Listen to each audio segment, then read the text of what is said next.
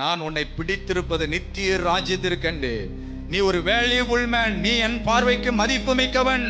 நீ என் பார்வைக்கு அருமையானவன். நீ என் பார்வைக்கு பிரியமானவன். பரிசுத்தவானுடைய மரணம் கர்த்தருடைய பார்வைக்கு அருமையானது, பிரியமானதாக இருக்கிறது. நீ இந்த உலகத்தின் ஓட்டத்தை முடிக்கும் பொழுது நான் உன்னை எதற்காக பிடித்தேன் என்று அன்னைக்கு நீ அறிந்திருப்பாய் மகளே.